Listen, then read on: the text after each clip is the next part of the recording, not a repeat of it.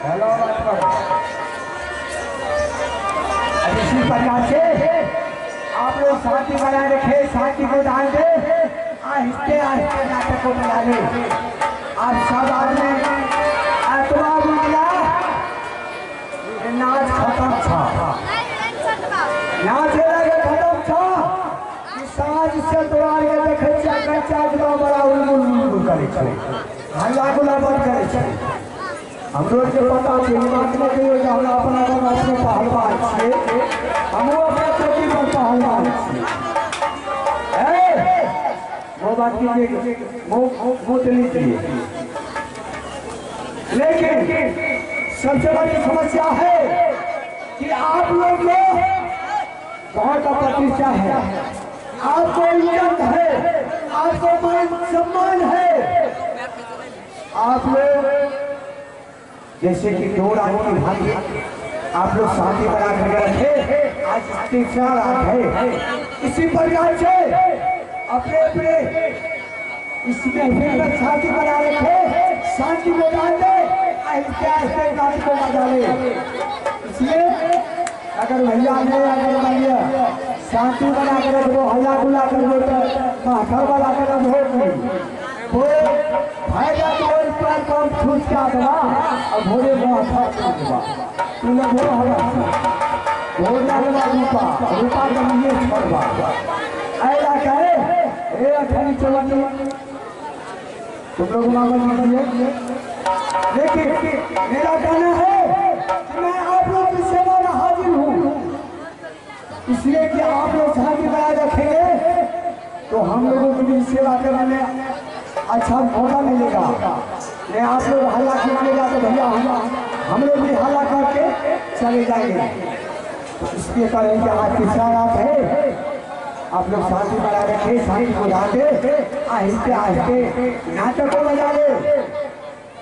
और अब हम लोग कार्यक्रम को देखिए, अब लोग अपने ध्यान खाते कीजिए। लेकिन सबसे पहले बात भूल गए, अरे के पास से हम लोग माधव के चल करके लड़ता आए हैं माधव के पास से। लेकिन एक बार वो माँ के नाम से जय जयकार हो जाए, आप लोग की बेड़ा पार हो जाएगा, हम लोग नदी से पार हो करके पकड़ लेंगे।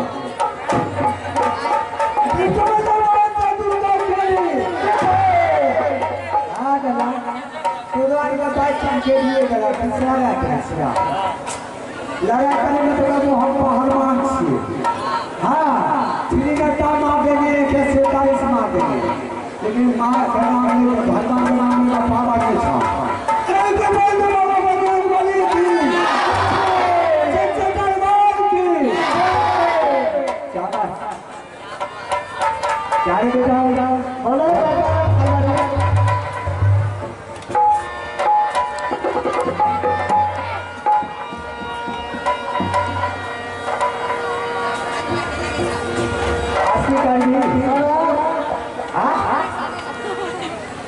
लोग तो देखे कौने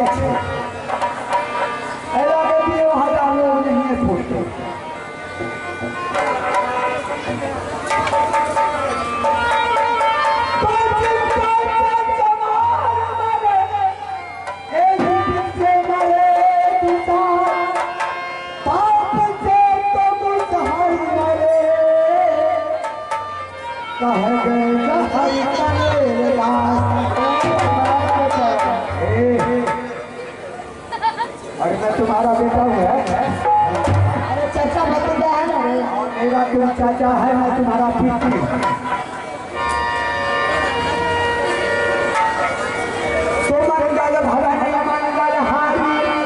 भूख लगे जब माछ के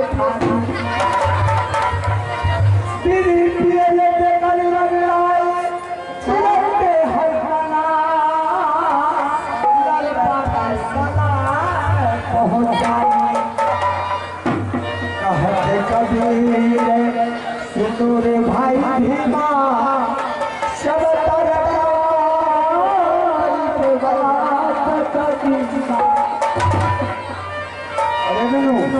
अरे इस संस्कृत में बोले कबीर साहब दास टूट ही गए अब हमारा नहीं कटे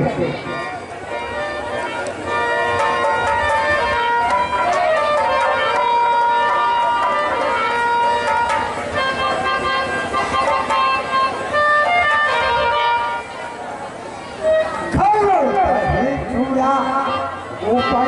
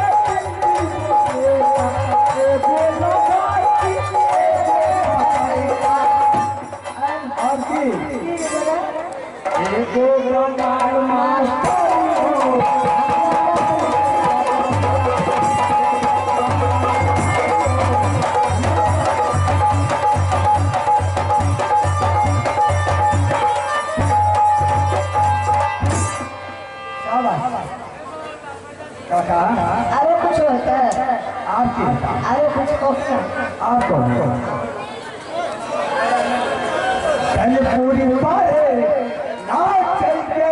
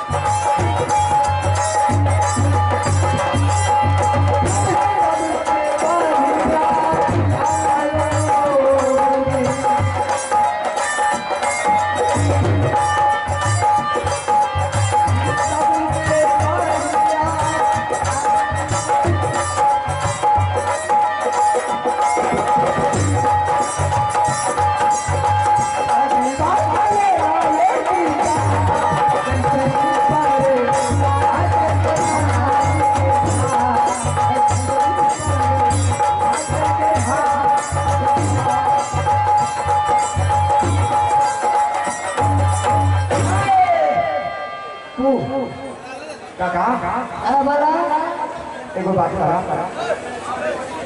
सबसे पहला एगो बात करा अपन जे छोटकी छा छोटकी के बोल बता ए छोटकी हाँ छोटकी रे ए लड़की ये लड़की है